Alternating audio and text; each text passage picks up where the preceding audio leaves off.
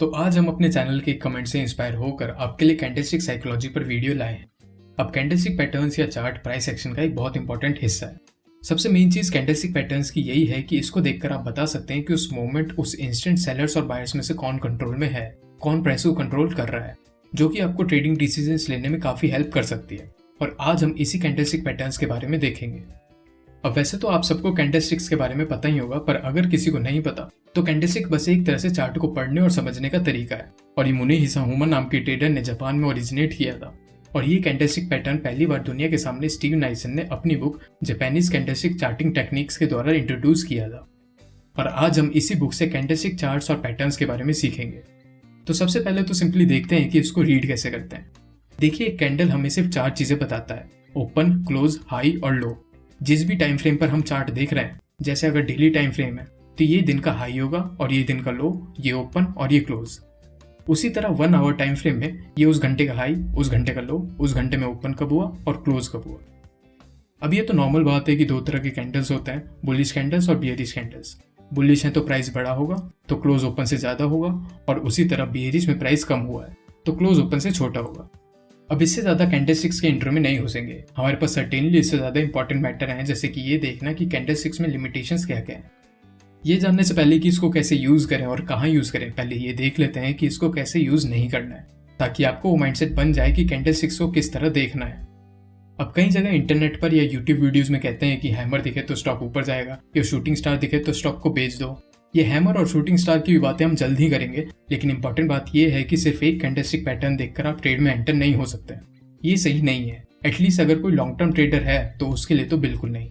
जैसा कि मैंने पहले कहा कि एक कैंडल बस उस इंस्टेंट या मोमेंट की बात बताता है कि कौन ज्यादा पावरफुल है, उससे ज्यादा कुछ नहीं। अब किसी दिन या किसी घंटे हो सकता है कि सेलर्स बायर से ज्यादा हों तो शूटिंग स्टार बन गया, पर इसका मतलब ये नहीं कि उस हफ्ते या उस पूरे दिन स्टॉक नीचे ही गया हो। तो हमारे ट्रेड में घुसने का इकलौता रीजन ये तो नहीं होना चाहिए। कैंडलस्टिक्स बड़ी पिक्चर नहीं बताते हैं और प्राइस कैसे मूव कर रहा है ना ही ये बताते हैं। तो आपको सबसे पहले तो ये समझना होगा कि सिर्फ कैंडलस्टिक्स अपने आप में कोई ट्रेडिंग सिस्टम नहीं है। हाँ, ये सही ट्रेडिंग डिसीजंस लेने में जरूर मदद करता है, लेकिन सिर्फ इसी के बेस पे ट्रेड नहीं लिया जा सकता है। एक ट्रेडिंग स्ट्रेटेजी में trade setup, risk management, trade management, ये सब होता है, जिसमें एंट्री कहाँ लेनी है, एग्जिट कहाँ लेनी है, ये सब पता लगना चाहिए। कैंडलस्टिक्स पैटर्न्स को एक तरह से एंट्री और एग्जिट का पार्ट जरूर कह सकते हैं कि बायर्स का कंट्रोल कहाँ बढ़ रहा है या सेलर्स मार्केट में ज्यादा पावरफुल हो रहे हैं या नहीं, पर मेन ट्रेड सेटअप ये नहीं है। तो सिर्फ इनके पैटर्न्स देखकर ट्रेड ना करें। चलिए अब कैंडलस्टिक्स के पीछे का प्राइस एक्शन समझते हैं। कैंडलस्टिक पैटर्न्स को अच्छे से समझने के लिए आपको बस ये एक लेसन की जरूरत है। आपको कोई भी कैंडलस्टिक पैटर्न याद करने की जरूरत नहीं है, जो कि हमने अभी तक बताया भी नहीं है। पर ये जितने भी hammer, shooting star, engulfing pattern, आपको कुछ भी मेमोराइज करने की जरूरत नहीं है, अगर आप कैंडलस्टिक के बारे में ये 3 चीज जानते हैं और समझते हैं। तो कैंडलस्टिक जैसा कि मेनली ये बताते हैं कि कौन कंट्रोल में है, बायर ज्यादा पावरफुल है या सेलर्स। तो ये चीज हमें कैंडल की बॉडी बताती है। Length of the body show who is in the control. और विक्स हमें प्राइस रिजेक्शन बताते हैं, मतलब किसने प्राइस रिजेक्ट किया है। और बॉडी का विक्स से रेशियो पूरी पिक्चर दिखाते हैं। तो किसी कैंडल को समझने के लिए आपको ये सोचना होगा कि वो कैंडल आखिरकार बना कैसे होगा। देखिए, लड़ाई में बायर्स और सेलर्स दोनों हैं, पर पावरफुल कौन है अभी। तो हम देखते हैं कि आखिरकार जीता कौन। अगर कैंडल ग्रीन है तो बायर जीते, बुल्स जीते, और अगर कैंडल रेड है तो सेलर जीते, बियर्स जीते। ये नॉर्मल ऑब्जर्वेशन हो गई, लेकिन don't forget about wicks. Wicks हमें बताते हैं कि कितना स्ट्रगल हुआ है। अब इन दोनों कैंडल्स को देखें, दोनों में बॉडी ग्रीन है, जो दिखाता है कि दोनों में बायर्स ही जीते हैं। पर इसमें देखें कि विक ऊपर की तरफ ज्यादा बढ़ी है और इसमें विक नीचे की तरफ। हम इससे क्या इंप्लीकेशंस निकाल सकते हैं? अगर हम पहले में देखेंगे तो प्राइस आखिरकार क्लोज लो के पास हुआ है, मतलब बायर्स ने कोशिश तो की प्राइस बढ़ाने की, पर सेलर्स ने प्राइस खींच के नीचे कर दिया। इसी को प्राइस रिजेक्शन कहते हैं। सेलर्स ने हायर प्राइसेस को रिजेक्ट किया है, और दूसरे में प्राइस आखिरकार क्लोज हाई के पास हुआ है, मतलब सेलर्स ने कोशिश तो की प्राइस गिराने की, लेकिन बायर्स ने खींच के प्राइस ऊपर ही रखा, हाई के पास, मतलब बायर्स ने लोअर प्राइसेस को स्ट्रॉन्ग रिजेक्शन दिया है। तो पहले और दूसरे में दोनों में बायर्स पावरफुल रहे हैं सेलर से, पर पहले में वीक बाइंग पावर है और दूसरे में स्ट्रॉन्ग बाइंग पावर। तो हमारा डिसीजन कैसे होना चाहिए? अगर हम अपना ट्रेड सेटअप देख रहे हैं जिसमें प्राइस के ऊपर जाने के चांसेस हैं, और तब हमें ऐसा कोई कैंडल दिखता है जिसमें स्ट्रॉन्ग बाइंग पावर है और बायर्स कंट्रोल में है, तो ये एक एंट्री ट्रिगर की तरह काम कर सकता है, एक कंफर्मेशन की तरह। चलिए और अच्छे से बॉडी और विक्स को समझते हैं। देखिए, यहाँ इस कैंडल में बॉडी बड़ी है और उसके कंपैरेटिव विक्स छोटे हैं, मतलब उतना प्राइस रिजेक्शन नहीं हुआ है, जो बताता है कि बायर्स कंट्रोल में है। और इस कैंडल के एग्जांपल में बॉडी भी छोटी है और विक्स भी छोटे हैं, और दोनों तरफ के विक्स की लेंथ भी सेम है, मतलब बायर्स और सेलर्स दोनों इक्विलिब्रियम में है। तो बायर्स और सेलर्स दोनों में से किसी के ऊपर डिसीजन लेना मुश्किल है, मतलब इस कैंडल में इनडिसीजन है। और ये तीसरा एग्जांपल, इसमें प्राइस हाई पर क्लोज हुआ है और बायर्स कंट्रोल में, और विक की लेंथ देखें जो कि प्राइस रिजेक्शन बताता है, जिसका मतलब है कि लोअर प्राइसेस को रिजेक्ट किया गया है। और ये बहुत स्ट्रॉन्ग प्राइस रिजेक्शन है क्योंकि बॉडी की रिलेटिव विक की लेंथ बहुत बड़ी है। अगर आपको विक्स की लेंथ बॉडी की लेंथ से एटलीस्ट 2 टाइम्स लग रही है तो वो एक स्ट्रॉन्ग प्राइस रिजेक्शन है। तो ये एक स्ट्रॉन्ग बाइंग पावर दिखाता है। अब और कुछ ऑपोजिट एग्जांपल्स ये हैं।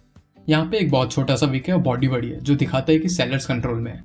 दूसरे में दोनों तरफ का प्राइस रिजेक्शन सेम सा है और बॉडी छोटी है, तो कह सकते हैं कि दोनों बायर्स और सेलर्स सेम कंट्रोल में है। बाकी प्राइस लो के पास ही क्लोज हुआ है तो थोड़ा सेलर्स को कंट्रोल में कह सकते हैं।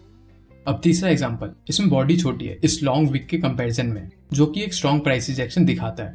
हायर प्राइसेस को रिजेक्ट किया गया और सेलर्स कंट्रोल में, तो ये सेलर्स की स्ट्रेंथ दिखाते हैं। याद रखिएगा कि किसी भी कैंडलस्टिक पैटर्न को पढ़ने समझने के लिए ये 3 चीजें नोटिस करें: बॉडी, विक्स और बॉडी टू विक रेशियो।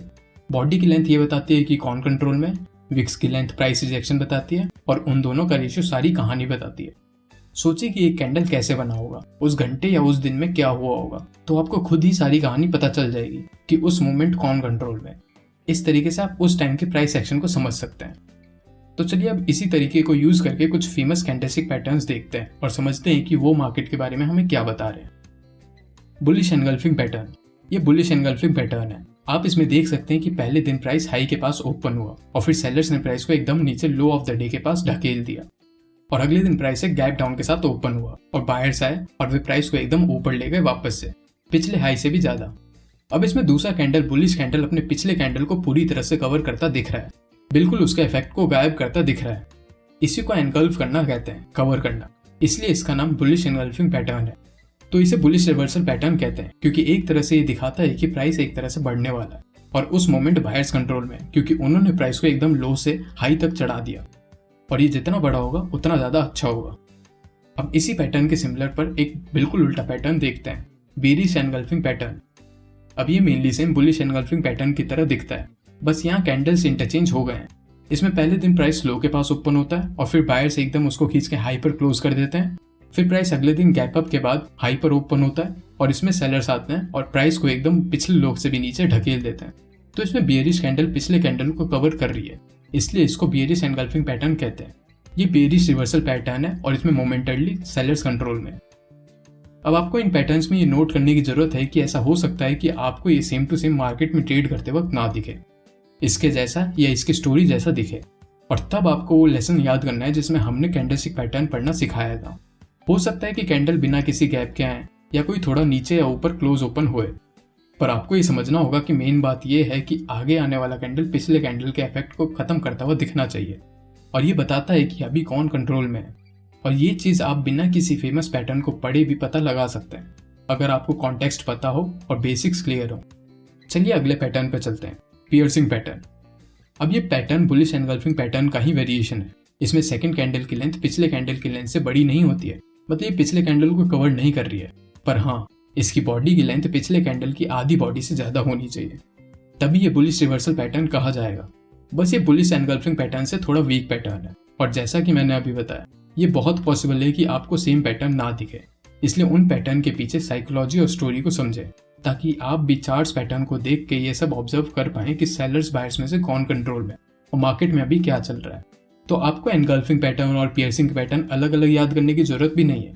अगर आपको एक के पीछे भी साइकोलॉजी समझ आ गई तो आप चार्ट देखकर भी उसके जैसे पैटर्न्स ढूंढ लेंगे। पियर्सिंग पैटर्न की तरह हमारे पास एक बियरिश रिवर्सल पैटर्न है, dark cloud cover. Dark cloud cover भी बियरिश एनगल्फिंग पैटर्न का ही वेरिएशन है। इसमें भी सेकंड कैंडल की बॉडी उतनी बड़ी लेंथ की नहीं होती है, पिछले कैंडल से छोटी होती है। तो ये भी एक बियरिश रिवर्सल पैटर्न है, secondary to bearish engulfing pattern, और सेलर सभी के लिए कंट्रोल में है। नोट करिए कि बियरिश कैंडल अपने पिछले कैंडल की आधी बॉडी से नीचे क्लोज हो रही है। चलिए अब बड़े ही फेमस पैटर्न को देखते हैं, हैमर। ये भी एक बुलिश रिवर्सल पैटर्न है और एक सिंगल कैंडल से बनता है और थोड़ा इस तरह दिखता है, हैमर जैसा। इसमें क्या होता है कि प्राइस यहाँ ओपन हुआ और सेलर्स आ गए और प्राइस को एकदम लो पर ले गए, और फिर बायर्स आए, बुल्स आए और फिर प्राइस को फिर से एकदम ऊपर ले गए और हाई पर क्लोज करवा दिया। तो इससे ये पता चलता है कि सेलर्स और बायर्स की काफी लड़ाई हुई है। सेलर्स ने शुरू में कंट्रोल लेने की कोशिश की, लेकिन बायर्स ने लास्ट में प्राइस को एकदम ऊपर पहुंचा दिया। इसमें एक स्ट्रॉन्ग प्राइस रिजेक्शन दिखता है, बायर्स लोअर प्राइसेस को रिजेक्ट करते हुए दिख रहे हैं। इसमें ये चीज़ देखना इंपॉर्टेंट है कि विक की लेंथ बॉडी की लेंथ से कम 2 गुना होनी चाहिए, तभी इसे हैमर कहेंगे। अब इसको हैमर नहीं कहेंगे क्योंकि विक बहुत छोटी है, और जितना बड़ा विक होगा उतना ज़्यादा प्राइस रिजेक्ट हुआ है, उतना ज़्यादा प्राइस चल के ऊपर हाई के पास आया है, और ऑब्वियसली ये एक बुलिश रिवर्सल पैटर्न है और बायर्स इस मोमेंट कंट्रोल में है। अब अगर आप एक चीज़ नोटिस करेंगे तो देखेंगे कि 1 घंटे के टाइम फ्रेम पर बुलिश एनगल्फिंग पैटर्न के दोनों कैंडल्स को जोड़ के हम 2 आवर टाइम फ्रेम पर एक हैमर बना सकते हैं। इसको कैंडलस्टिक्स को कंबाइन करना कहते हैं। इसमें छोटे टाइम फ्रेम के कैंडल्स को कंबाइन करके बड़े टाइम फ्रेम पर मार्केट को और अच्छे से समझ सकते हैं। आप वैसे हर पैटर्न में ये देख पा रहे होंगे कि हमें मेनली बॉडी, विक्स और उनके रेशियो पर ध्यान देना है, उसी से सारी चीज़ें क्लियर हो जाती हैं। चलिए अब हैमर का उल्टा शूटिंग स्टार देखते हैं। आपने अभी तक ये नाम पहले भी इस वीडियो में कई बार सुन लिया होगा। आइए समझते हैं कि ये कैसा दिखता है। तो शूटिंग स्टार इस तरह दिखता है, उल्टा हैमर। प्राइस यहाँ ओपन हुआ, बायर्स आए, प्राइस को एकदम ऊपर पहुंचा दिया एब्सोल्यूट हाई पर, फिर सेलर्स आए और प्राइस को खींच के वापस लो के पास क्लोज करवा दिया। तो इसको देखकर आप कह ही सकते हैं कि ये बुलिश रिवर्सल पैटर्न है और सेलर्स अभी कंट्रोल में। और याद रखें, लेंथ ऑफ विक बॉडी की लेंथ से कम 2 गुनी होनी चाहिए। अगला कैंडलस्टिक पैटर्न है डोजी। वैसे डोजी की कई वेरिएशंस हैं, पर उसकी डेफिनेशन ये है कि ओपन और क्लोज एक ही सेम प्राइस पर हो। और डोजी के प्राइस एक्शन को समझने के लिए हमें मेनली विक पर ध्यान देना होता है। विक की लेंथ कितनी है, कितना रेशियो है दोनों ऊपर और नीचे के विक में, ये सब। अगर दोनों ऊपर नीचे की विक की लेंथ सेम लग रही है तो मतलब बायर्स और सेलर्स सेम है, इक्विलिब्रियम में। पर अगर कोई डोजी ऐसा है जिसमें ऊपर वाली विक लंबी है, मतलब हाई प्राइसेस को काफी रिजेक्ट किया गया है, तो इसे ग्रेवस्टोन डोजी कहते हैं और इसमें सेलर्स ज्यादा कंट्रोल में है। और उसी तरह अगर नीचे वाली विक की लेंथ बड़ी है तो लोअर प्राइस को रिजेक्शन मिला है और बायर्स मोमेंटरली कंट्रोल में, और इसको ड्रैगन फ्लाई डोजी कहते हैं। तो ये सब ही डोजी है, बस इसके अलग अलग वेरिएशंस है, जो अगर आप विक्स को समझना जानते हैं तो आपके लिए समझना आसान है। अब हो सकता है कि जरूरी ना हो कि ओपन और क्लोज एकदम सेम प्राइस पर ही हो, पर अगर बॉडी बहुत छोटी है, मतलब उतना कोई कंक्लूजन देने के लिए बॉडी की लेंथ नहीं है, तो उसे भी डोजी कह सकते हैं। ये आपको खुद मार्केट में देख के पता चल जाएगा। अगला कैंडलस्टिक पैटर्न है morning star. Morning star 3 candle से बनता है और ऐसा दिखता है। इसमें पहला बियरिश कैंडल है जो बताता है कि सेलर्स कंट्रोल में है, फिर एक डोजी है मतलब बायर्स और सेलर्स इक्विलिब्रियम में है, और फिर एक बुलिश कैंडल है मतलब बायर्स कंट्रोल में है। अब इससे हमें ये पता चल रहा है कि शुरू में सेलर्स कंट्रोल में थे, और ऐसा देखा जाता है कि जब कोई कंट्रोल में होता है तो ट्रेंड मेनली उसी के डायरेक्शन में मूव करता है। लेकिन इसमें क्या हुआ कि अगला कैंडल डोजी निकला, मतलब दोनों इक्विलिब्रियम पर है, मतलब बायर्स और सेलर्स दोनों कंट्रोल में। और तीसरा कैंडल ये साफ कर देता है कि बायर्स कंट्रोल में आ गए हैं। तो ये भी एक बुलिश रिवर्सल पैटर्न है। और मैं फिर से ये बात बता दे रहा हूँ कि ये सब बुक्स के डेफिनेशन से उठाई गई है, और असल मार्केट में बिल्कुल सेम पैटर्न दिखे ये जरूरी नहीं है। हो सकता है कि इनमें से कोई कैंडल छोटी बड़ी हो या डोजी परफेक्ट डोजी ना हो, उसका भी कोई वेरिएशन हो। तो उस वक्त आपको उन्हें समझना होगा और उनके पीछे के प्राइस एक्शन को सोचना होगा कि सेलर्स पहले कंट्रोल में थे, फिर इक्विलिब्रियम में अनडिसाइडेड टाइप कैंडल आया और फिर वापस बायर्स कंट्रोल में आ गए। आपको इस तरह मार्केट में कैंडलस्टिक्स को समझना होगा, इसलिए पैटर्न से पहले उसका कॉन्टेक्स्ट समझना इंपॉर्टेंट है, ताकि आप मार्केट में प्राइस एक्शन को अच्छे से देख और समझ सकें। अब मॉर्निंग स्टार का एकदम उल्टा पैटर्न है इवनिंग स्टार। ये भी 3 कैंडल से मिलकर बनता है और इसमें पहले बायर्स कंट्रोल में होते हैं, फिर एक इंडिसीजन कैंडल और फिर सेलर्स कंट्रोल में आकर प्राइस को लो के पास फेंक देते हैं। अब अगर आप सिर्फ सेकंड और थर्ड कैंडल को देखेंगे तो ये किस तरह का पैटर्न लग रहा है, बिल्कुल बियरिश एनगल्फिंग पैटर्न की तरह, क्योंकि इसने पिछले कैंडल को पूरी तरह से कवर कर रखा है। तो ऐसे ही आपको भी हर पैटर्न के वेरिएशंस मिल जाएंगे और आपको उनके पीछे की साइकोलॉजी पता करनी होगी। सो इवनिंग स्टार एक बियरिश रिवर्सल पैटर्न है और सेलर्स अभी मोमेंटरली कंट्रोल में है, और जितना बड़ा पैटर्न होगा उतना अच्छा। अब यही थे कुछ कैंडलस्टिक पैटर्न जो आपको कैंडलस्टिक समझने के लिए काफी है। अब बुक में ऐसे इनके 2-3 गुने और ज्यादा पैटर्न्स डिस्कस किए गए हैं। इन सब के मिक्स और कंबाइन करके भी पैटर्न्स को डिटेल में डिस्कस किया गया है, पर मेन यही थे। और अगर आपको कैंडलस्टिक्स देखकर उसका प्राइस एक्शन सोचना समझना आ गया तो आपको इन सबको याद करने की भी जरूरत नहीं है। लेकिन फिर भी अगर आपको इंटरेस्ट है और कैंडलस्टिक्स के बारे में और ज्यादा जानना चाहते हैं तो आपके लिए इससे अच्छी बुक कोई नहीं है। तो यही थे कुछ मेन इंपॉर्टेंट पॉइंट्स जो आपको कैंडलस्टिक्स के बारे में पता होना जरूरी है। याद रखें, कैंडलस्टिक पैटर्न्स को आइसोलेशन में ट्रेड ना करें, इसको बस एज ए कंफर्मेशन या एंट्री ट्रिगर की तरह देखें और मार्केट में क्या चल रहा है ये समझने के रूप में। और याद रखिए कि किसी भी कैंडल या पैटर्न को समझने के लिए आपको बस 3 चीजों पर ध्यान देना चाहिए, बॉडी, विक्स और बॉडी टू विक रेशियो।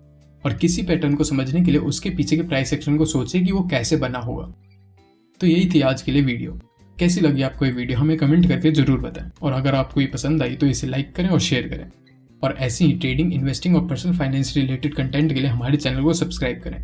देखने के लिए धन्यवाद।